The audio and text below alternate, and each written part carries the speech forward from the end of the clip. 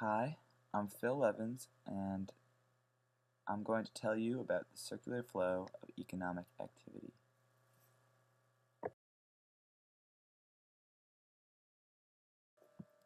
Here we have a diagram that models the circular flow of economic activity.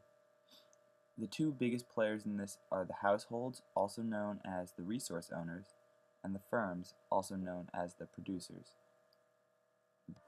The basic flow of economic activity is between the product and factor markets around the outside of the diagram. These relationships are primarily between households and firms, as I mentioned earlier. However, there are leakages and injections into the flow that affect its size. These come from the government, financial institutions, and international trade. In this version of the circular flow diagram, we again see the firms and the households, although now we see the leakages and injections that come from the government, the financial institutions, as well as the international sector.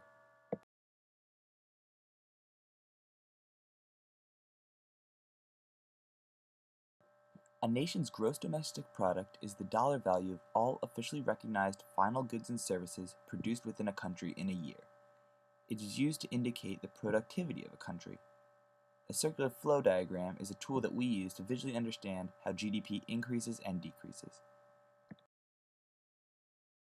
The expenditure approach to calculating GDP is the sum of consumption, investment, government expenditures, and net exports of a country in a year. It measures the total output of the economy and can be seen on the flow diagram by looking clockwise across the top. This is the approach that we have been using. Here we see the expenditure approach being used to calculate America's gross domestic product in 2007. We can see the addition of consumption, investment, government spending, and we can see exports minus imports, all adding up to the GDP of the country. Alternatively, the income approach is the sum of all income, including labor income, rental income, interest income, and profits. This measures, of course, the total income of the economy and can be seen on the flow diagram by looking clockwise across the bottom.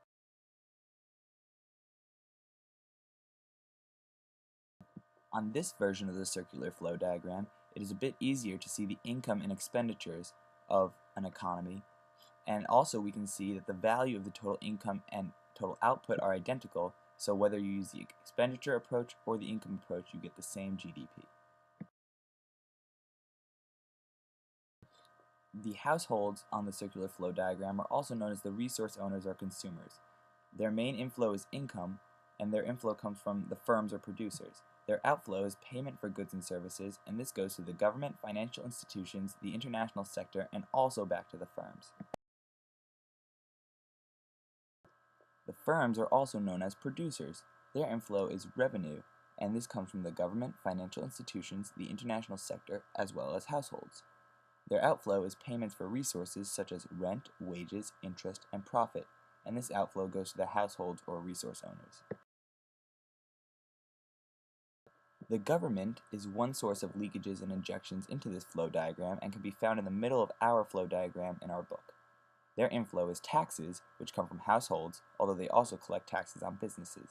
Their outflow is government spending, which goes to firms but also benefits households. The financial institutions are another source of leakages and injections into our flow diagram and can also be found in the middle of the diagram in our book.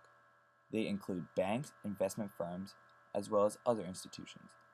Their inflow is savings, which come from the household or resource owners. Their outflow is investments, which come from the firms or producers. The international sector is the final source of injections and leakages into our diagram and can be again found in the middle of the diagram in our book. They include the buying and selling of goods and services over borders. Their inflow is imports, which come from the household or resource owners, and their outflow is exports, which go to the firms or producers. Together, these relationships of economic buying and selling between producers and resource owners, as well as other leakages and injections, allow countries all over the world to operate successfully and productively. Thank you very much for watching.